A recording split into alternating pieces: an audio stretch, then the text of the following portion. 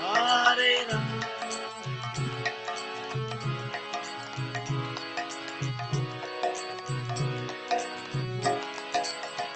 Hare Krishna, Hare Krishna, Krishna Krishna, Hare Hare, Hare Ram, Hare Ram, Rama Rama, Hare Hare,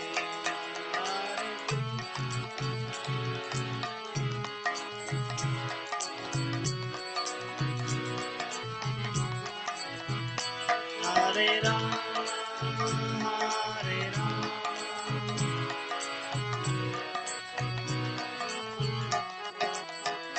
Radha Vrindavan Vyari Radha Vrindavan Vyari Radhe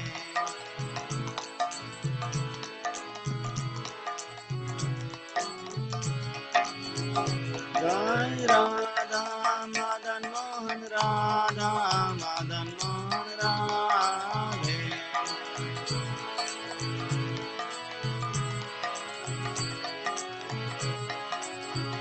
Jaya Gaurang Nitai Gaurang Nitai Gaurang Nitai Jai Gaurang Nitai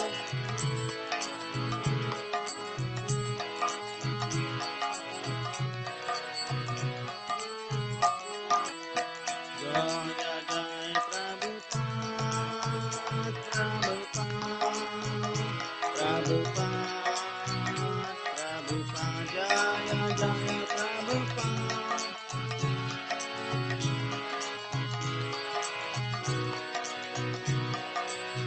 Nita Gaur Hari Bam Hari Bam Hari Bam Hari Bam Nita Gaur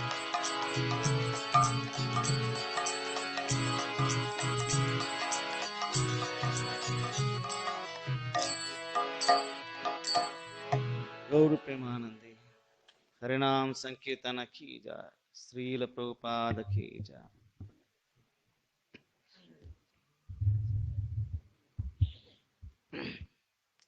हम अज्ञानतिमिरान्धस्य ज्ञानाञ्जनशलाकया चक्षुरुन्मिलितं येन तस्मै श्रीगुरुवे नमः श्रीचैतन्यमनोभीष्टं स्थापितं येन भूतले स्वयं रूपा कदा मह्यं ददाति स्वपदान्तिकं वन्देऽहं श्रीगुरो श्रीयुतापदकमलं श्रीगुरून् वैष्णवांश्च श्रीरूपं साग्रजातं सहगणा रघुनाथान्वितं तं सजीवं साद्वैतं सावधूतं परिजनासहितं कृष्णचैतन्यदेवं श्रीराधा कृष्णपदान् सहगणा ललिता श्रीविशाखान्वितांश्च नमो ॐ विष्णुपादाय कृष्णप्रेष्ठाय भूतले श्रीमते भक्तिवेदान्तस्वामिनिति नामिने नमस्ते सरस्वती देवे गौरवाणी प्रचारिणे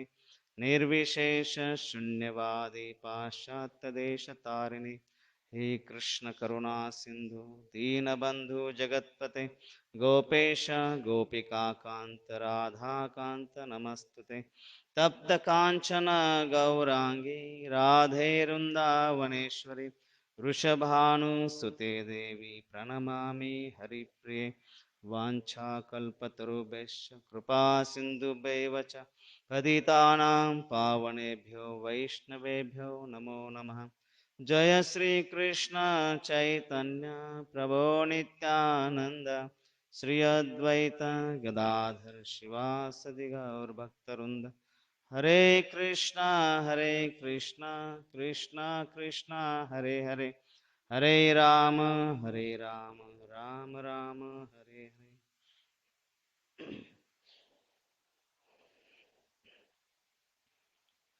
हरे कृष्ण। आज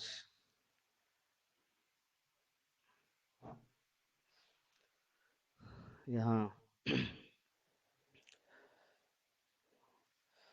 झूलन यात्रा महोत्सव, जहाँ 5 दिवसीय कथामृत महोत्सव चल रहा है। दूसरे दिवस में आपका सबका स्वागत है। और आज हमारे गौड़िया वैष्णवों के लिए बहुत ही महत्वपूर्ण दिवस है। श्रील रूप गोस्वामी पाद का तिरुभाव दिवस है।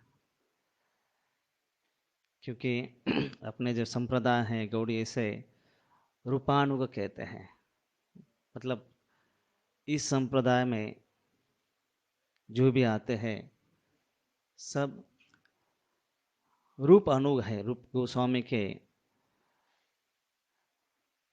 अनुसरण करने वाले हैं, अनुगमन करने वाले हैं और उनकी शिक्षा का सबको पालन करना चाहिए। जब हम रूप गोस्वामी की स्तुति करते हैं, श्री चैतन्य मनोभीष्टम स्थापितम येन भूतले स्वयं रूप कदा मह्यम ददाति स्वपदांतिकम। श्री चैतन्य मनोभीष्टम, चैतन्य महाप्रभु के जो मन की इच्छा है और उनके मन की इच्छा का जो आंदोलन है उसको इस संसार पे, इस धरातल पे जो स्थापित करने वाले हैं वो रूप गोस्वामी हैं। श्री चैतन्य मनोभीष्टम स्थापितमेन भूतले स्वयं रूप कदामयम ददाति स्वपदांतिकम।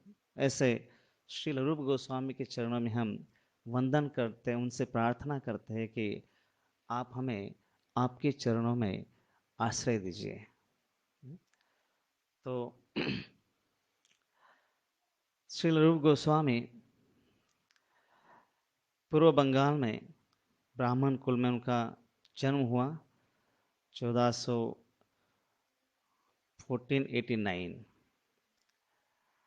और उनके 4 भाई थे, एक बहन थी। उसमें से श्रील सनातन गोस्वामी और अनुपम भगवान के शुद्ध कृष्ण भक्त थे। और रूप और सनातन विद्या में बड़े पारंगत थे, विद्वान थे। और श्रील रूप गोस्वामी पहले से हमेशा वेदों के ऊपर या जो तत्व ज्ञान के ऊपर हमेशा लिखान करते थे, हमेशा किताबें लिखा करते थे। और श्रील सनातन गोस्वामी श्रीमद् भागवतम का हमेशा कथा क्या करते थे, सुनते थे। तो उन्हें भागवतम में बड़ी रुचि थी। तो इतने वो लोकप्रिय थे समाज में, क्योंकि एक तो विद्वान थे, साथ साथ बहुत सेवा भाव था। किसी भी समय, किसी भी स्तर पे अगर किसी को मदद करने हैं तो दोनों हमेशा तैयार रहते थे। इसलिए सब लोगों में बड़ी लोकप्रियता थी। और इसका ही कारण था कि मुस्लिम जो राजा था नवाब हुसैन शाह, उसके नज़रों में आ गए। नवाब हुसैन शाह, उसका जो गुरु था, उसने उसे पूछा मौलवी से कि मुझे ये राज को अगर अच्छी तरह से बढ़ाना है, उसको लंबे समय तक अगर अच्छी तरह से उसका मुझे बढ़ाना है तो क्या करना चाहिए, कैसे मैं करूं। तो उसने सलाह दी कि बंगाल में, इसी आपके राष्ट्र में 2 बड़े विद्वान ब्राह्मण कुल में युवक हैं। अगर आप उनको आपके सेवा में लेते हैं, आपके साथ लेते हैं, एक तो बड़े विद्वान हैं, बुद्धिमान हैं, साथ साथ वो बड़े लोकप्रिय हैं। अगर वो आपके साथ रहते हैं तो सारे समाज को आपके साथ रखना आसान हो जाएगा। नहीं तो फिर ये बंड जो हमेशा होते रहेंगे, हिंदू समाज को आपको साथ रखना हमेशा के लिए मुश्किल होगा। तो उसने अमर और संतोष इनको बुला लिया और उनसे कहा कि मुझे इस राज को बढ़ाने के लिए आपकी ज़रूरत है, आप मेरे साथ हो जाओ। और अमर संतोष श्री रूप गोस्वामी सनातन गोस्वामी को कोई जो ऐश्वर्य है या प्रसिद्धि, इसकी कोई इच्छा नहीं थी। वो अपने जीवन में आध्यात्म में बड़े मस्त थे। लेकिन जब देखा राजा ने कि मानने वाले नहीं हैं, आसानी से अपने और आने वाले नहीं है, तो उन्होंने कहा, देखो मैं जानता हूँ कि आपकी आध्यात्म में बड़ी रुचि है, कृष्ण भक्ति के आप बड़े कृष्ण भक्ति में बड़ा लगाव रखते हो। अगर आप मेरे साथ आते हो, मेरे सेवा में रहते हो, तो मैं आपको भाई की तरह रखूंगा। मेरा पूरा साम्राज्य जो है आपको ही संभालना है। लेकिन अगर आप नहीं मानते हो तो आपका जो धर्म का प्रचार है, जो करने वाले हैं प्रचारक है, उनको बड़ी कड़ी शिक्षा दूंगा मैं। आपके जो कुटुंब है उसको पूरा ध्वस्त कर दूंगा, और इस पूरे समाज में जो है अराजकता, दहशत हो जाएगी। अगर आप ऐसा चाहते हो तो आप मना कर सकते हो, नहीं चाहते हैं तो आप मेरे साथ आ जाइए। इच्छा नहीं थी, फिर भी श्रील रूप गोस्वामी, सनातन गोस्वामी, नवाब हुसैन शाह के खाली एक प्रचार चलते रहना चाहिए लोगों को, जो आध्यात्म आचरण करने के लिए सुविधा मिलनी चाहिए, इसीलिए उन्होंने मान लिया और कई साल तक उसके साथ रहे।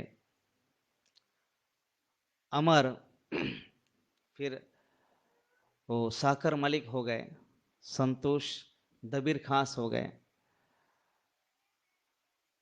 साकर मलिक जो प्रधानमंत्री थे, और दबीर खास जो अर्थ मंत्री थे। और राजा जो है उनके ऊपर पूरा साम्राज्य देकर, राज्य सौंपकर, हमेशा नए नए देश को लूटने के लिए, उसके ऊपर विजय प्राप्त करने के लिए हमेशा बाहर जाता था। कई वर्ष तक ऐसा चलता रहा। भले इस नवाब के सेवा में थे, लेकिन उनका मन जो है हमेशा कृष्ण भक्ति में, और खास करके चैतन्य महाप्रभु, कृष्ण स्वयं इस संसार में हरिनाम का प्रचार करने के लिए आए हैं, उनके चरणों में हमेशा इनका मन रहा करता था। कई बार उन्होंने चैतन्य महाप्रभु को पत्र भी लिखे। एक बार तो चैतन्य महाप्रभु ने एक बहुत ही एक अलग सा उदाहरण देकर उन्हें कहा, जैसा एक स्त्री, एक पैरामोर अपने विवाह के बाह्य किसी पुरुष के साथ जब संबंध रखती है, तो अपने घर के कार्य जो है इतनी अच्छी तरह से करती है कि उसे घर वालों को संशय भी नहीं आता कि उसका प्रेम और कहीं है। उस प्रकार से आपके जो भौतिक कार्य है, ये इस प्रकार से आप करो कि किसी को संशय न आ जाए कि आप कृष्ण में इतने लीन हैं, लेकिन कृष्ण के प्रति आपका जो आकर्षण है वो रहना ही है। तो इस प्रकार से पत्र व्यवहार होते रहा। और फिर एक बार श्री चैतन्य महाप्रभु जब राम के लिए आए वृंदावन जाते समय, तो श्री सनातन गोस्वामी, रूप गोस्वामी, अनुपम, ये सब तीनों भाई उनको अपने वेशभूषा बदलकर, बड़े बड़े मंत्री थे लेकिन एक साधारण वेशभूषा करके वहाँ पहुँचे, और उनको मिलने के बाद उन्होंने बड़ी नम्रता से चैतन्य महाप्रभु को मिलने पर चैतन्य महाप्रभु कहते हैं कि आप मेरे शाश्वत सेवक हो, जन्मों जन्मों से आप मेरे शाश्वत सेवक हो, और मुझे पूरी तरह से विश्वास है भगवान कृष्ण तुम्हें ये जो जंजाल है इससे जल्दी बाहर निकालेंगे। और फिर चैतन्य महाप्रभु जब पुरी में रहते समय, जब एक बार पुरी से वृंदावन गए, वृंदावन से जब वापस आ रहे थे, तो उसमें कई साल बीत गए। उसके बाद रूप गोस्वामी जो नवाब के सेवा में थे, कई वर्षों के बाद वो भी वहाँ से निकल चुके थे, और रूप गोस्वामी वृंदावन की ओर जा रहे थे। और चैतन्य महाप्रभु वृंदावन से पुरी आ रहे थे। तो प्रयाग में रूप गोस्वामी रुक गए थे एक दिन के लिए, और उतने में चैतन्य महाप्रभु भी प्रयाग में ही थे। और अचानक से वो देखे रूप गोस्वामी देख रहे कि इतनी हरिनाम की गूंज हो रही है, इतना जोर से हरिनाम गूंज रहा है, ये क्या बात है, प्रयाग में ऐसे कैसे हो सकता है। और जब देखा उन्होंने तो श्री चैतन्य महाप्रभु, वहाँ जो संगम है गंगा जमुना सरस्वती, जो तीनों नदी का जो संगम है, उससे कभी इतनी बाढ़ नहीं आई थी प्रयाग में। उतनी बाढ़ चैतन्य महाप्रभु का जो हरिनाम संकीर्तन है उससे लोगों की बाढ़ आई थी। इतना सब गली गली में जो हजारों हजारों लोग जो है वहाँ कीर्तन करते जा रहे थे। और जब रूप गोस्वामी वहाँ पहुंचे वेणी माधव मंदिर में, तो उन्होंने देखा कि श्री चैतन्य महाप्रभु वहाँ कीर्तन कर रहे हैं और सबको उत्साह दे रहे कि आप कृष्ण का नाम लो, हरे नाम लो, हरे कृष्ण कृष्ण कृष्ण हरे हरे, हरे राम राम राम हरे हरे। और कीर्तन हजारों हजारों लोग ऐसे कीर्तन कर रहे थे, लोटपोट हो रहे थे। कोई वहाँ कीर्तन करते आंसू उनके आ रहे हैं, कोई नाच रहे, कोई लोटपोट हो रहे वहाँ पर, हाँ, वहाँ धूल में लोटांगन ले रहे हैं। इस प्रकार से उनको देखकर श्री रूप गोस्वामी स्तुति करते हैं चैतन्य महाप्रभु की। नमो महावदन्याय कृष्ण प्रेम प्रदायते कृष्णाय कृष्ण चैतन्य नामने गौरत्विषे नमः। वहाँ वेणी माधव मंदिर के पास ही चैतन्य महाप्रभु को देखकर रूप गोस्वामी कहते हैं कि नमो महावदन्याय, कृष्ण प्रेम देने के लिए स्वयं कृष्ण ही चैतन्य महाप्रभु के रूप में आए। और कैसे महावदन्याय, जब कृष्ण स्वयं आए थे तो उन्होंने कहा कि सर्वधर्मान परित्यज माम एकम शरणम रज, आप मुझे शरण आइए, मैं आपको उद्धार करता हूँ, सारे पापों से मुक्त करता हूँ। लेकिन उन्होंने क्या किया था, उसको लॉक लगाया था। कृष्ण प्रेम दे रहे थे लेकिन लॉक क्या था, सर्वधर्मान परित्यज। लेकिन यहाँ पर चैतन्य महाप्रभु क्या कर रहे हैं, नमो महावदन्याय, कोई ऊंच है नीच है स्त्री है पुरुष कोई भी उसमें भेद नहीं है। और कृष्ण प्रेम प्रदायत कृष्णाय कृष्ण चैतन्य नामने गौरत्विषे नमः। इस तरह से वहाँ स्तुति करते हैं। फिर वहाँ चैतन्य महाप्रभु से मिलने के बाद दूसरे दिन जब वह वल्लभ भट्ट इनको मिलने के लिए चैतन्य महाप्रभु जाते हैं, तो यमुना पार करके जाते हैं। तो रूप गोस्वामी अनुपम वो भी उनके साथ जाते हैं। और जब वल्लभ भट्ट वहाँ सामने उनके घर के पास रूप गोस्वामी सनातन गोस्वामी को देखते, दूर से वो प्रणाम कर दंडवत कर रहे हैं, तो पास जाते हैं उनको मिलने के लिए। तो रूप गोस्वामी भागने लगते हैं कि नहीं नहीं, आप हमें स्पर्श मत करो, हम तो बहुत नीच है, हम दूषित है, हम तो आपके यहाँ सेवा में थे। इस प्रकार से उनको मना करते हैं और दूर दूर भागने लगते हैं। तो वल्लभ भक्त जो है बार बार उनको जाकर मिलना चाहते हैं। तो चैतन्य महाप्रभु उनको रोकते कि नहीं नहीं, उनको जबरदस्ती मत करो।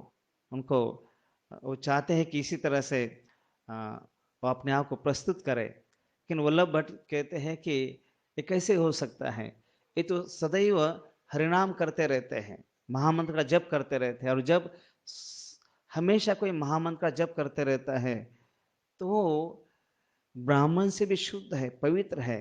जिनको कैसे हम कह सकते हैं पवित्र अपवित्र है या दूषित है अशुद्ध है, कैसे कह सकते हैं, ये तो भगवान के परम भक्त हैं।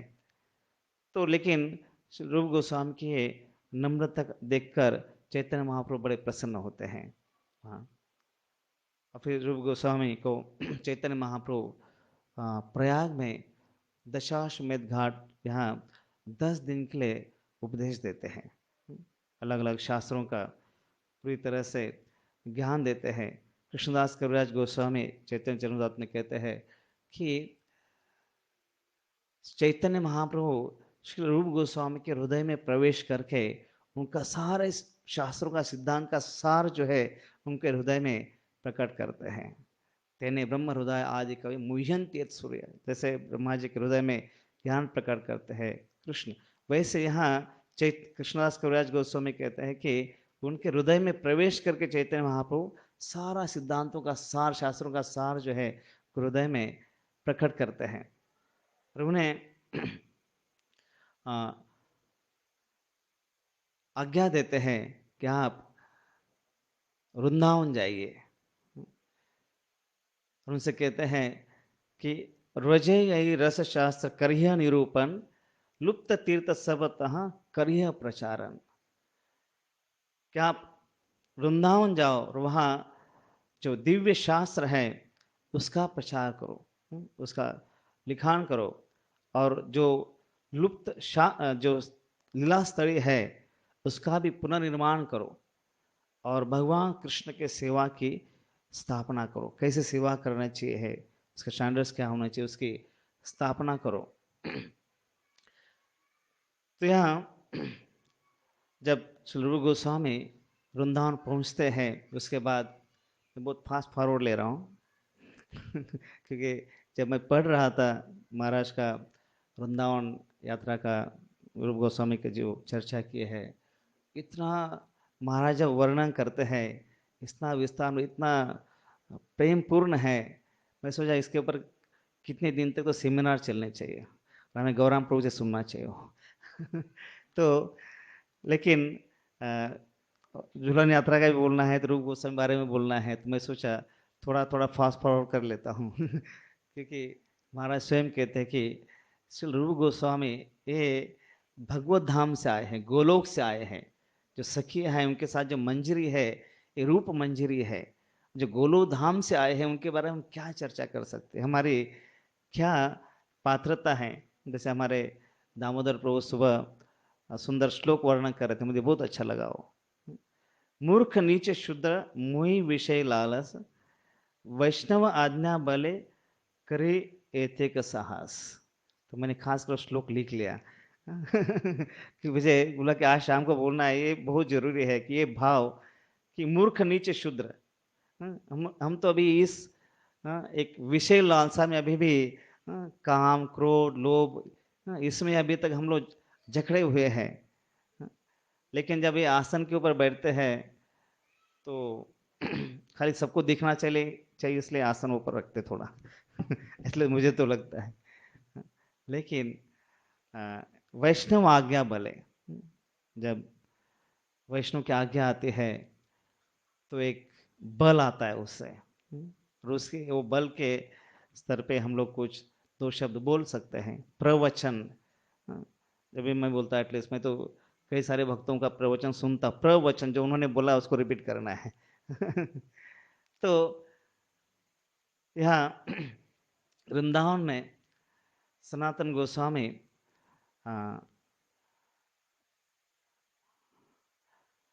रूप गोस्वामी वृंदावन पहुंचते हैं। उस समय सनातन गोस्वामी वाराणसी पहुंचते हैं। तो रूप गोस्वामी सनातन गोस्वामी के मिलने के लिए वाराणसी आना चाहते हैं, लेकिन तब तक 2 महीने की शिक्षा लेकर सनातन गोस्वामी वृंदावन जाने लगते हैं। और उनको लगता है हम रास्ते में कहीं मिलेंगे, लेकिन तब मोबाइल्स वगैरह नहीं थे, तो कुछ कम्युनिकेशन नहीं हो रहा था। तो सनातन गोस्वामी एक रोड से चले गए, रूप गोस्वामी एक रोड से आ गए, और फिर वापस उनको लगा चलो सनातन गोस्वामी नहीं मिले, कम से कम बंगाल में अद्वैताचार्य श्रीवास ठाकुर ये सब लोग मिलेंगे, उनके साथ हम जगन्नाथपुरी जाएंगे। लेकिन जब तक पहुंचने से पहले अनुपम उनके जो छोटे भाई थे उनका देहांत हुआ, तो सारे क्रियाकर्म करते उनको थोड़ा देर भी हो गई। तो बंगाल जब पहुंचे तो सारे भक्त जो चातुर्मास के लिए चैतन्य महाप्रभु को मिलने के लिए जगन्नाथपुरी जाते थे वो भी निकल चुके थे। तो रूप गोस्वामी फिर वापस अकेले निकलना पड़ा। और वृंदावन से निकलते समय उन्होंने एक सुंदर ड्रामा लिखना चाहा, नाटिका लिखना चाहे, तो उसमें वृंदावन लीला द्वारका लीला साथ लिखना चाहते थे। और जब वो वापस बंगाल से निकले पुरी के लिए, तो उसमें उड़ीसा पहुंचते समय वहां एक गांव में रुके सत्य भावपुर जो गांव था वहां रुके थे। तो वहाँ उन्होंने रात को सोते समय अचानक उनके स्वप्न दिव्य एक देवी जो है उनके स्वप्न में प्रकट होती है और वो कहती है कि आप जो वृंदावन लीला और द्वारका लीला एक साथ लिखना चाहते हैं नाटिका में, उसको अलग अलग करो। हाँ, वृंदावन लीला अलग से लिखो और द्वारका लीला अलग से लिखो, तो उससे हमें खुशी होगी और साथ साथ मेरे आशीर्वाद भी आपके साथ रहेंगे और इससे आपको बहुत यश मिलेगा। इस तरह से उनको आशीर्वाद देते हैं। जब रूप गोस्वामी उठते हैं तो जब वो चिंतन करने लगते हैं तो देखते हैं कि वो तो स्वयं द्वारका की महारानी सत्यभामा थी। तो उन्होंने खास उनको आकर कहा कि आप ये लीला जो अलग अलग लिखो। और वापस चैतन्य महाप्रभु रूप गोस्वामी जब जगन्नाथपुरी पहुंचे तो सारे भक्तों ने वहां उनका बड़ा स्वागत किया। और चैतन्य महाप्रभु जब रोज उनको मिलने आते, हरिदास ठाकुर के साथ जब रूप गोस्वामी रहते तो रोज उनको मिलने आते थे। और एक दिन चैतन्य महाप्रभु रूप गोस्वामी से जो सत्य भामा ने कहा वही चैतन्य महाप्रभु वापस रिपीट करते हैं। चैतन्य महाप्रभु कहते हैं कृष्ण को वृंदावन के बाहर लेने आने की कोशिश मत करो, क्योंकि वासुदेव कृष्ण और नंदनंदन कृष्ण दोनों अलग हैं। नंदनंदन कृष्ण कभी वृंदावन छोड़ते नहीं, इसलिए आप जो है उन्हें बाहर मत ले जाने की कोशिश करो। और जब चैतन्य महाप्रभु रोज आते थे तो रोज कुछ ना कुछ लीला होती थी। तो एक दिन चैतन्य महाप्रभु रूप गोस्वामी कोई ग्रंथ लिख रहे थे तो देखते उनका जो हस्ताक्षर है इतना सुंदर है। चैतन्य महाप्रभु श्री हरिदास ठाकुर से कहते कि ये तो इतना सुंदर हस्ताक्षर है जैसे कोई मोतियों की माला है। इतना सुंदर उनका हस्तलिखान था। और जब चैतन्य महाप्रभु देखते कि वो क्या लिख रहे हैं तो उन्होंने देखा रूप गोस्वामी वहाँ हरिनाम का गुणगान कर रहे थे, जिसमें वो जब पढ़ा उन्होंने तो चैतन्य महाप्रभु प्रेम से गदगद होने लगे, भाव विभोर होने लगे। और जब हरिदास ठाकुर इन्होंने पढ़ा वो तो आनंद से नाचने लगे। इतना सुंदर वो हरिनाम का गुणगान था, वर्णन था। क्या लिखते हैं? तुंदे टान विनी रति वितनुते तुंडावली लब्ध है, कर्ण क्रोड़ कदम्बिनी घटयते कर्ण वृद्धेभ्य स्पृहाम चेत प्रांगण संगीनी विजयते सर्वेन्द्रियाणाम कृतिम नो जाने जनिता क्रिया निर्मृत कृष्णेति वर्णत्वयी।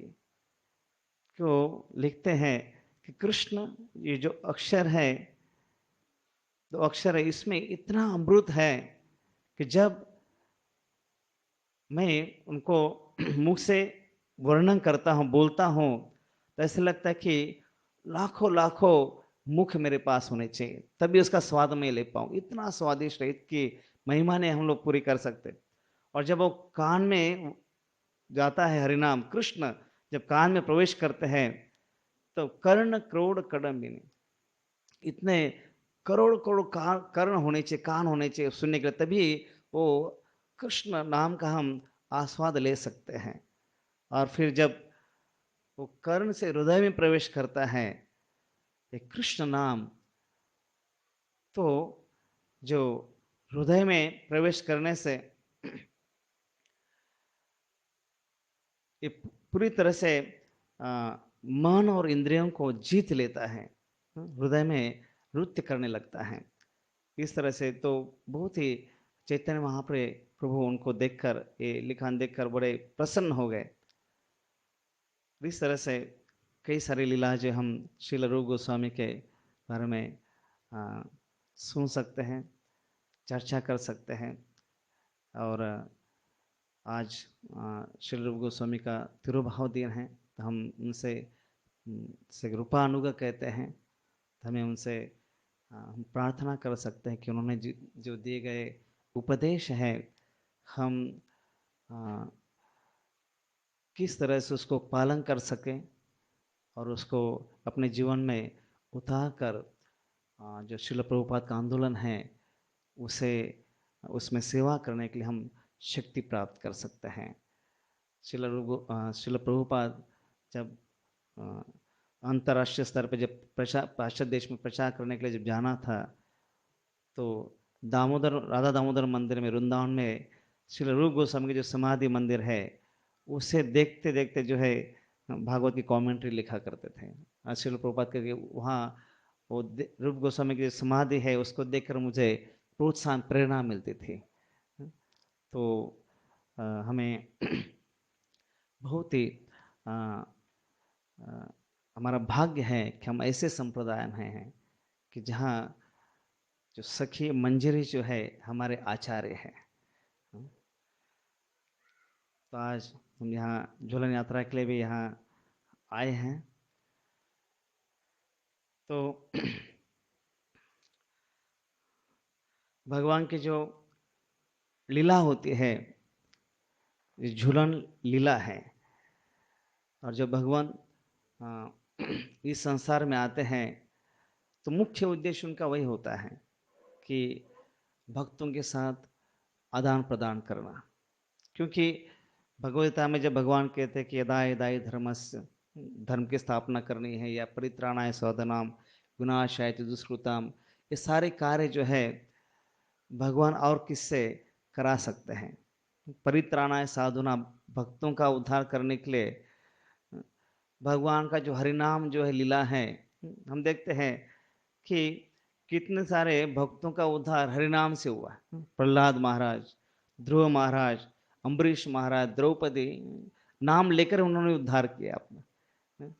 अगर जो दुष्कृता उनका संहार करने के लिए आना है तो खाली एक सुनामी आ जाए, कोरोना आ जाए, नष्ट हो सकता है हजारों लाखों में जा सकते हैं। या कंस को हार्ट अटैक आ जाए तो भगवान को खुद आने की आवश्यकता नहीं उसके लिए, लेकिन भगवान खुद आते हैं। उसका मूल कारण जो है कि भक्तों के साथ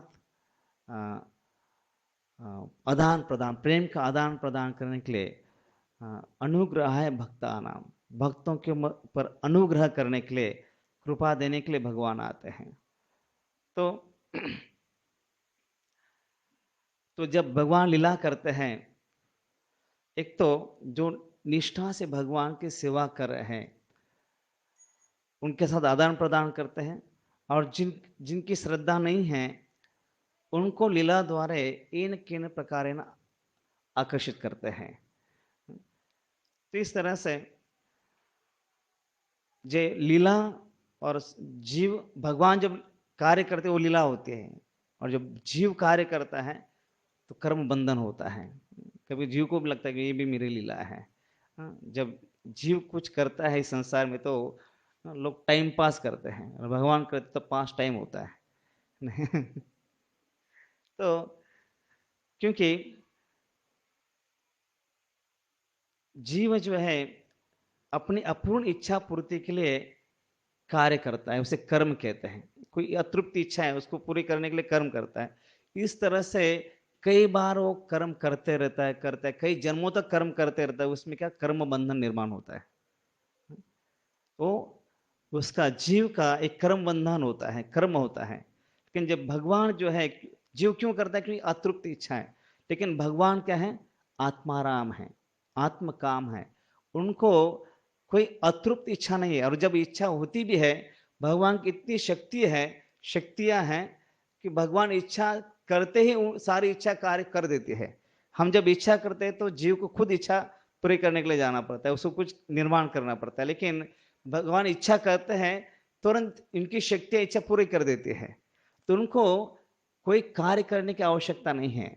उनकी कोई, क्योंकि वो आत्माराम है, आप्तकाम है, इसलिए उनकी कोई अपूर्ण इच्छा भी नहीं है। लेकिन फिर भी वो कार्य करते हैं, इसलिए उनके जो कार्य है वो लीला है, वो कर्म नहीं है। कर्म बंधन में उसकी वजह से वो फंसते नहीं है। तो ये जो झूलन लीला, कल हम माधव गोपाल प्रभु ने हमारे लिए बहुत ही अच्छा बैकग्राउंड तैयार कर दिया। पूरा किचन से लेकर पूरे शुद्ध भक्ति तक वो ले गए। आगरा का पेठा से लेकर पूरे शुद्ध भक्ति तक लेके गए। हाँ, तो मेरे लिए बोले कि प्रभु जी आप कल लीला बताओ थोड़ा तो मैं सिद्धांत बता दे रहा हूँ सब। मतलब मेरे लिए बहुत आसान है वो। तो उन्होंने तो शुरुआत कर दिया उन्होंने कि झूलन जो है सावन मास में होता है, श्रावण महीने में होता है। एकादशी से पूर्णिमा तक के 5 दिन का ये झूलन यात्रा होती है। और वृंदावन के हर एक मंदिर में अलग अलग प्रकार के झूलन बनाते हैं। कोई छोटा होता है, कोई बड़ा होता है, कोई सजेला होता है, कोई अलग अलग अलग अलग प्रकार के। तो भगवान ये भाव के प्रेमी हैं, भाव के भूखे हैं। और इसलिए खास करके श्रावण में ये जो होता है, क्योंकि सावन मास में ये जो हरियाली तीज होती है और जो वहाँ विवाह होते हैं, उसके बाद जो अपने सास क्या बोलते, सासर क्या बोलते हैं हिंदी में, क्या बोलते हैं उसे, ससुराल, सॉरी ससुराल। मेरे लिए हिंदी में लेक्चर भी थोड़ा तपस्या होती है, एक तो मराठी है इंग्लिश लेकिन वैष्णव के लिए थोड़ा तपस्या लेना अच्छा है तो यहाँ राधा रानी का विवाह होता है जावट में। उनकी सास जटिला, ननंद कुटिला और अभिमन्यु के पिता रद्दगोप, वो नाम के अनुसार क्रोधित होते हैं, हमेशा क्रोध करते रहते हैं। और अभिमन्यु भी उनके जैसा ही थोड़ा बहुत क्रोधी करते रहता है। तो राधा रानी के लिए उस घर में रहना जहाँ वो ब्रज के वंश से, जहाँ कृष्ण लीला है, नंद वहाँ बरसाना में ऋषभानु पिता है, कृतिदा माता है, इनके इतने प्यार से पल बढ़कर आई थी। तो यहाँ उनको ऐसा लग रहा था कि ये घर नहीं वन है, जहाँ खाली हिंस्र प्राणी रहते हैं ऐसे है जेटिला कुटिला इसके। अभी हम लोग खासकर माताओं के लिए जरूरी नहीं कि हम पीछे अपने घर में चले जाएं सास ननंद के पास। तो यहाँ अ, राधा रानी जब वहाँ देखती हैं कि 11 महीने हो गए और 1 महीना जो साल में मैके जाना है, तो 11 महीने जो है इतनी तपस्या होती, इतने कष्ट सहन करते हर चीज के लिए। हाँ, जेठीला उनको डांटते रहते हैं, ये पानी क्यों नहीं डाला, ये साफ क्यों नहीं किया, हर चीज में वो कितना भी अच्छा करो तो डांट पड़ती है। तो कई बार उनको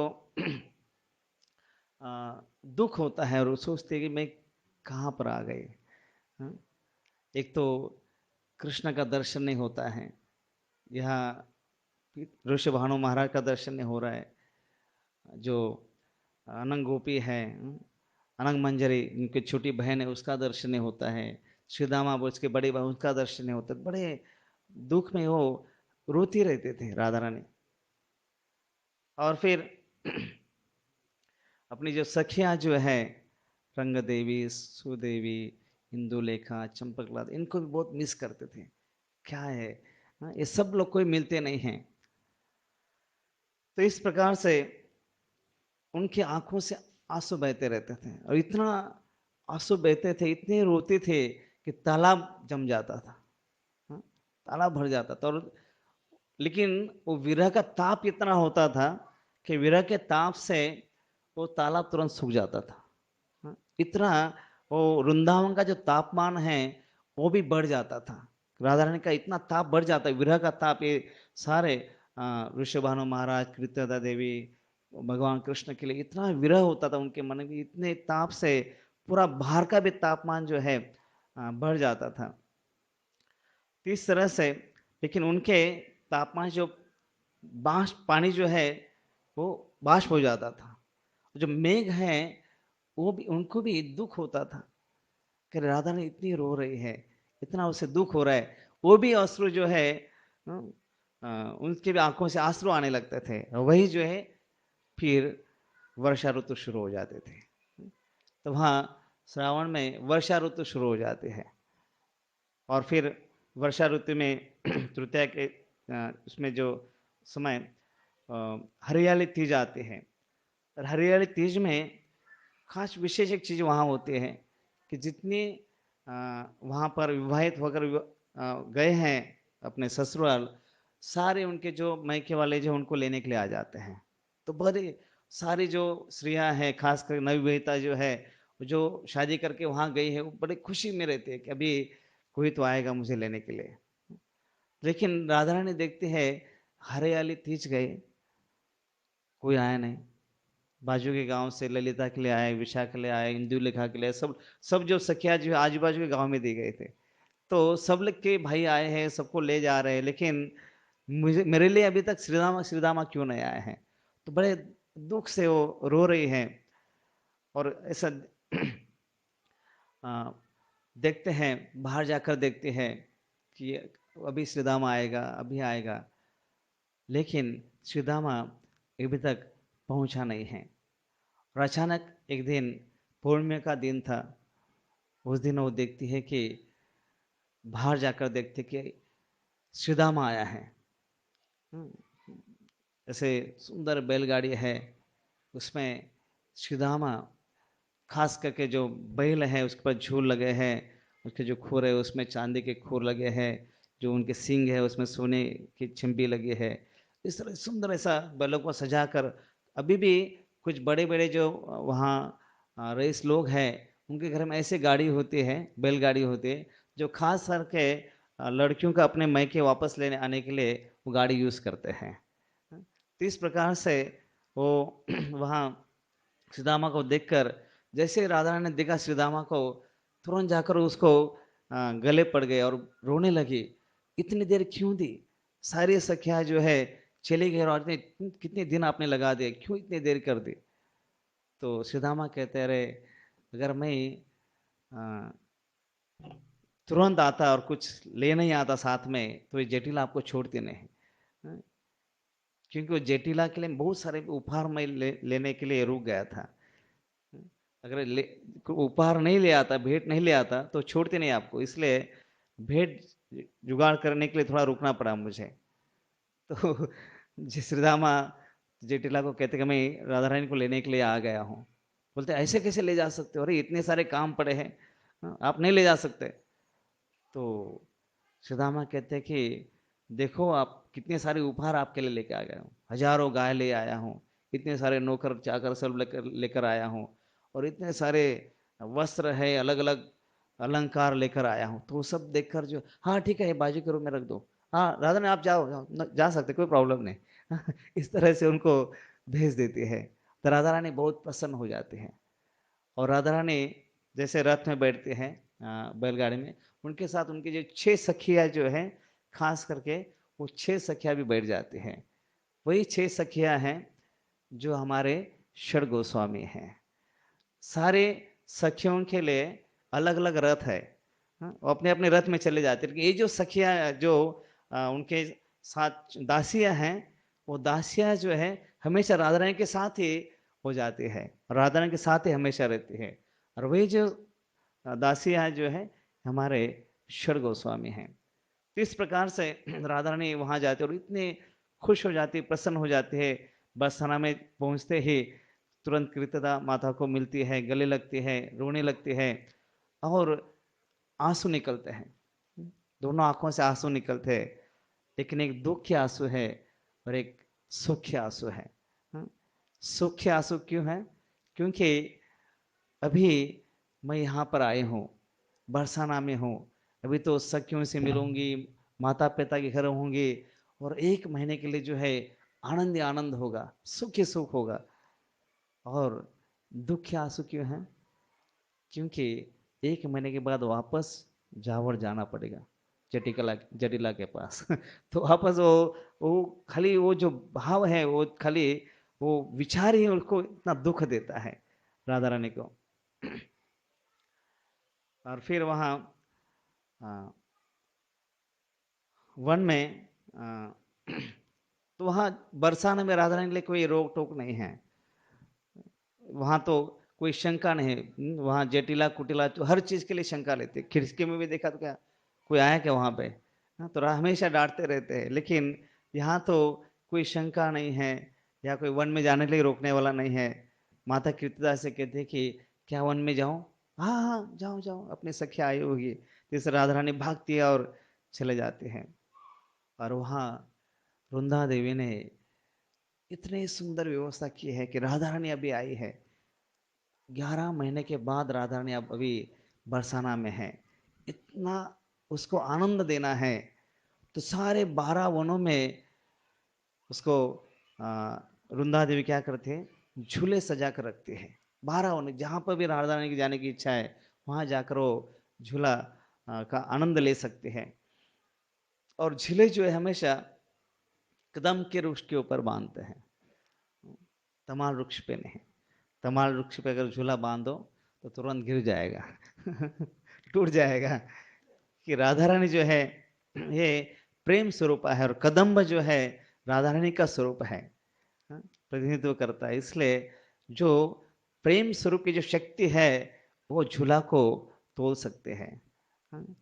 ये तमाल जो है वो झेल नहीं सकता। इसलिए कदम के ऊपर हमेशा झूला जो है बांधते हैं। इतने विविध प्रकार के झूले बनाते हैं। सुंदर अलग अलग प्रकार के आसन वहाँ पर होते हैं। अलग अलग क्रीपर्स लगाते हैं, फलों से सजाते हैं, पुष्प और अलग रंग बिरंग माला से सजाते हैं। जैसे हमारे यहाँ भक्त भी अलग अलग रोज सुंदर दृश्य करते हैं। मधु माधव प्रभु उनका टीम है। हमारे श्री गुरु चरण प्रभु तो 1 सप्ताह से पूरा ऑर्गेनिक झूला बना रहे हैं। तो बहुत ही भक्त इतने सुंदर व्यवस्था करते हैं भक्तों को आनंद देने के लिए। तो यहाँ वहां पे जो है वृंदावन में हर एक चिन्मय है। हर एक चीज जो है इतने पूर्ण रूप से भगवत भावना में है कि हर पक्षी है, प्राणी है, घास है, हर एक जो है राधा कृष्ण को आनंद देना चाहते हैं। इसलिए जब वहां का जो कौवा है वो कां कां नहीं करता है, वो क्या कहता है रा रा रा रा करता है। और जो कोयल है वो कुई कुई नहीं, कैसा करते हैं मुझे नहीं आता। कोयल कैसा आवाज करता है, कू कू। हाँ, लेकिन वहां जो वृंदावन में कोयल है वो धे धे धे आता है। तो इस तरह से वो क्या होता है, राधे राधे। तो ऐसा हो, राधे राधे राधे। और जो मोर है वो क्या गाता है, के का, के का। साधारण मोर कैसे गाता है, म्याऊ। किसको आता है, यस। हाँ बराबर, वृंदावन प्रसाद प्रभु को आता है। तो के मतलब एक कौन पुरुष है, और का एक कौन स्त्री है। तो वो कहते हैं कि ये कौन पुरुष है जो वृषभानी नंदिनी कीर्तिदा नंदिनी को आकर्षित करता है, कि कौन पुरुष है वो। और का कौन स्त्री है जो कृष्ण सबको आकर्षित करते हैं, उनको आकर्षित करे, कौन है। का के का, इस प्रकार से वहाँ इतना नृत्य और वाद्य बजाते हैं, नृत्य करते हैं। सब पंछी पशु सब नृत्य करते हैं और मंद मंद हवा चलती है। तो वहाँ जो झूला होता है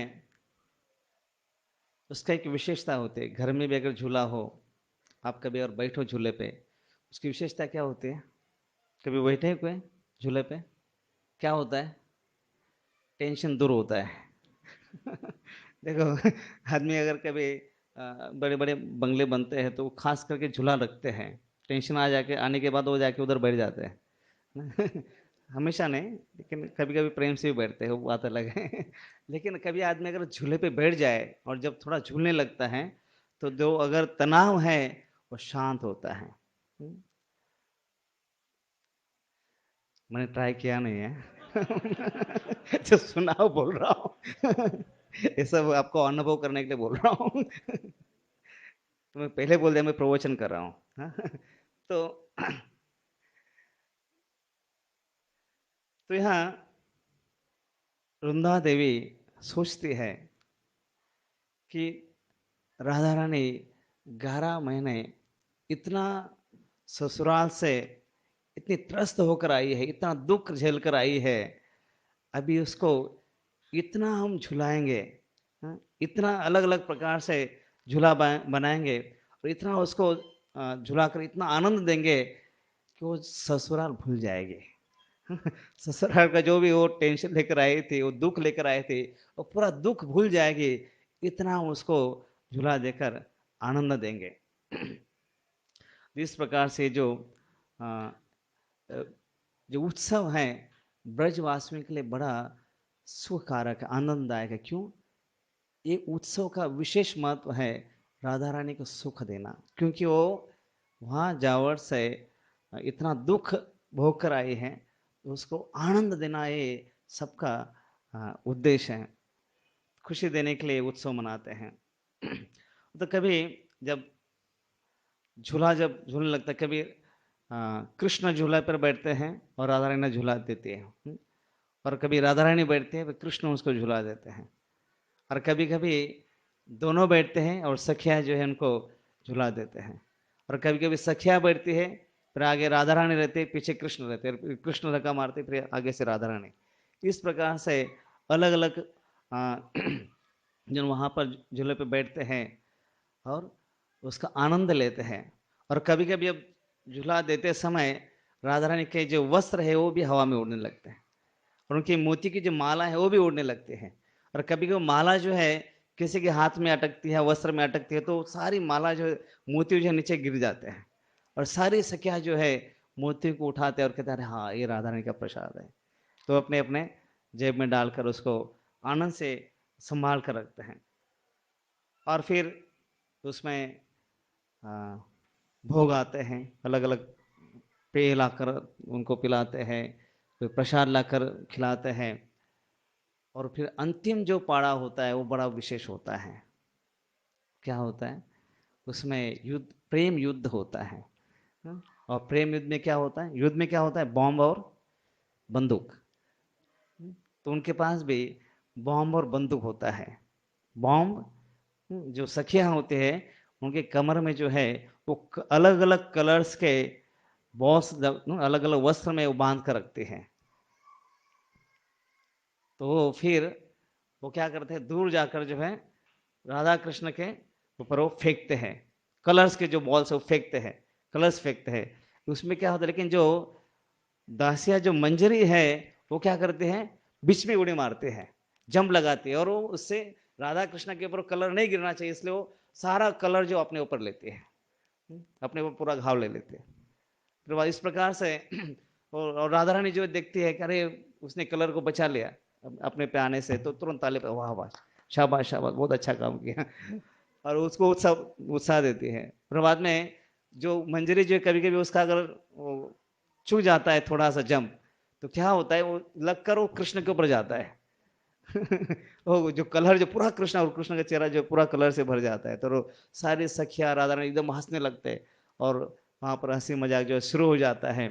बोलते ये भी अच्छा ही हुआ, क्योंकि आपने थोड़ा चूक दिया, इसलिए अभी हमको इतना हंसने मिला, ये भी अच्छा ही है। और फिर इस तरह से सारी मंजरा जो है वो देखती है, कृष्ण जो है सखिया हंस रही है, राधा रानी हंस रही देखकर वो झूला से उतर जाते हैं और क्या करते हैं, वो पिचकारी लेते हैं, बंदूक लेते हैं और पिचकारियों से सारे संगियों के ऊपर कलर्स जब उड़ाने लगते हैं तो उसमें फिर वापस मंजरा ऊपर आती है, जम लगाती है और कलर्स को वो झेलने लगती है।